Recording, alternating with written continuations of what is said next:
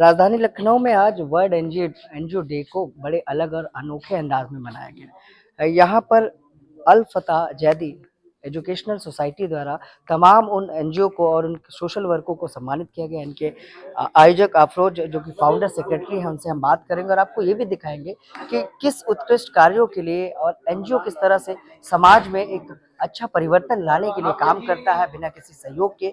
और उसके साथ साथ आज उन लोगों को सम्मानित किया गया है जो अपने अपने क्षेत्रों में उत्कृष्ट कार्य कर रहे हैं। राजधानी लखनऊ के उर्दू एकेडमी गोमती नगर में वर्ल्ड एनजीओ दिवस पर अल फतेह एजुकेशनल सोसाइटी द्वारा लखनऊ में काम कर रही संस्थाओं को सम्मानित किया गया।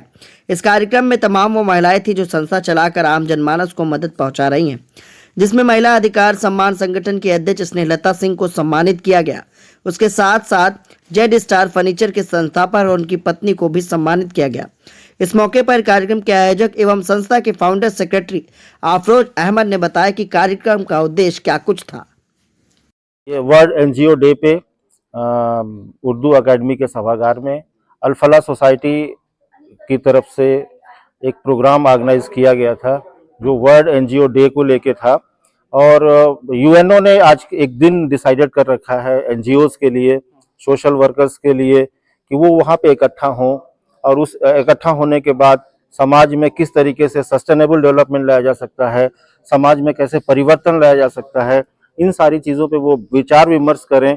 और विचार विमर्श करने के बाद समाज के लिए बहुत सारी जो उपयोगी योजनाएं हैं उन योजनाओं को सरकार को वो भी करें, सजेस्ट भी करें कि सरकार इस तरह की योजनाएं बनाए जो समाज का जो अंतिम आदमी है उस तक सारी मदद पहुंच सके। बिल्कुल सर, आज जैसे कि वर्ल्ड एनजीओ डे का आयोजन किया गया है, इसमें किस किस टाइप का अवार्ड दिया गया है? दरअसल ये जैसा कि आप नाम से ही लग रहा है कि एनजीओज के लिए है, सोशल वर्कर्स के लिए है, तो हमने इसमें कैटेगरीज बनाई थी कि जो लोग एक संगठन के साथ मतलब एक एनजीओ बना के काम कर रहे हैं उनके लिए भी हमारे पास अवार्ड था। बहुत सारे लोग हैं जिन्होंने बिना किसी संगठन में रहते हुए इंडिविजुअली अकेले अपने दम पे समाज सेवा की है, उनके लिए हमारे पास स्टार सोशल वर्कर अवार्ड था।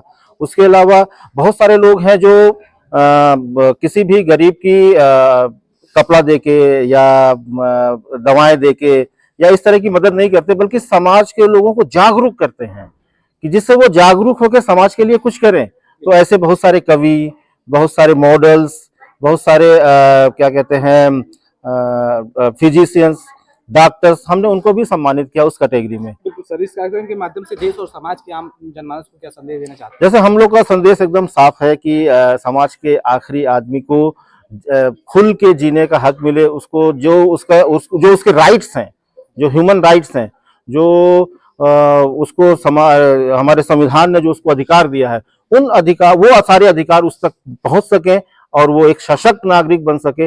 और जब हमारे देश में नागरिक सशक्त हो जाएगा तो देश अपने आप ही सशक्त हो जाएगा।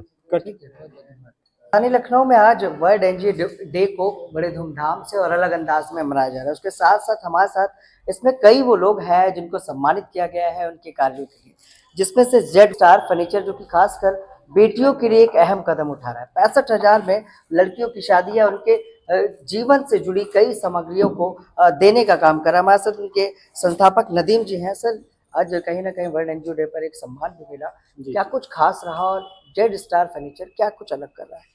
देखिए, जेड स्टार फर्नीचर का जो कंसेप्ट है वो हर इवेंट को अटेंड करना होता है।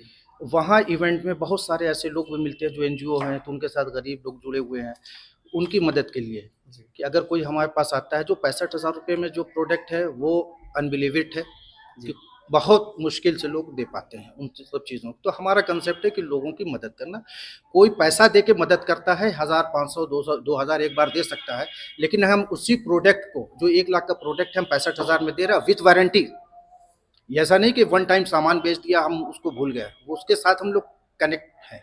अच्छा सर, कैसे हैंडल कर रहे हैं? मान लीजिए आपने कहा कि वो सामान 1 लाख 1.5 लाख के अंदर में आता था, तो 65,000 में कैसे दे पा रहे हैं लोगों को? चूँकि पेट छोटा है जी, मार्जिन बहुत छोटा है जी, तो पैसा ज़्यादा कमाने का मतलब नहीं है। पैसा कमाकर भी बेकार हो जाता है जब आपकी हेल्थ सही नहीं हो, और हेल्थ तभी सही होगी जब लोगों की दुआएं साथ में होंगी। बिल्कुल। जब दुआ होगी तो हेल्थ भी होगी जी। और उस पैसे को हम सेव कर लेते हैं उनकी दुआओं को सेव करते हैं, जो हमारे परिवार को चलाने में बहुत बड़ी भूमिका निभा रही है। नदीम साहब अब तक कितनी बेटियों की मदद कर चुके हैं? भाई ऐसे तो रिकॉर्ड देखेंगे पिछले 5 साल से, आप महंगाई का स्तर देखिए। 5 साल पहले हमने शुरू किया था और उस वक्त पेट्रोल का रेट शायद 70 रुपया था जी, या 75 रुपये ऐसे जी। था। आज की रेट में 96 रुपया हो गया। सब पेट्रोलियम पदार्थ भी है, सारी चीज़ें उसी में है। लेकिन हमारा ये कंसेप्ट था कि मैं अगले 5 साल तक चाहे कितना भी ये महंगा होता जाए, 5 साल तक मैं इस प्रोडक्ट को अपने 65,000 का सामान अपना बेचता रहूँगा। और स्पेशली इसमें सबसे ख़ास चीज़ ये है कि अगर कोई बेटी आती है, मैं सभी से फ़ोन पे भी बात करता हूँ, तो कहते हैं भाई अपने परिवार के साथ आइए, आप अकेले मत आइएगा। हाँ। और उस बेटी को ज़रूर लेकर आइए जिस बेटी की शादी है। वो बेटी अगर आती है तो कहती है कि अंकल हमको ये बेड चाहिए, तो मैं 100% कोशिश करता हूँ कि मैं उस बेटी को उस बेड दे दूँ। क्योंकि मैंने अपनी बेटी को बेड नहीं दिया था। जी।